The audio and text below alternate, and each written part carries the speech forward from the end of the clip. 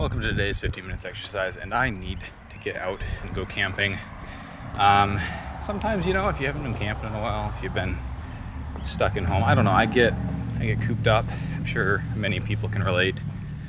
I'm kind of starting to feel that, but especially when I do these big trips like I did in the BMW Z4 recently, where I went and bought it and spent 2 weeks over there fixing it.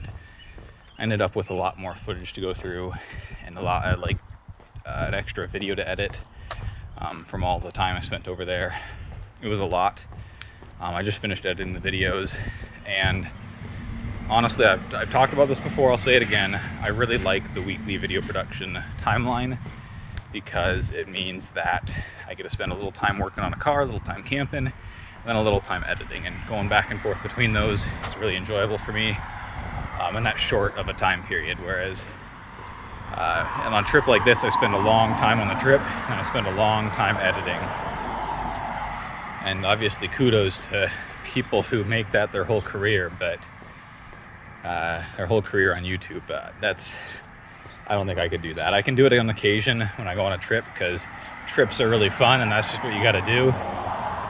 But when you do it for that long in a row, I get really tired editing. I do like editing. Wouldn't be creating videos still if I didn't like the creation process, but sometimes obviously you just do something for too long and it gets a little boring.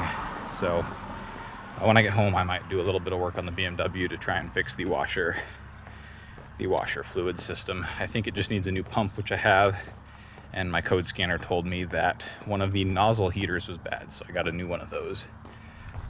And I also have another idea for a video that I should record because I have this fancy new code scanner.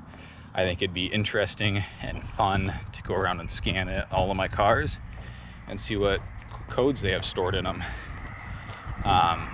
It is going to be a difficult one to make that interesting because it's going to be just a lot of me talking.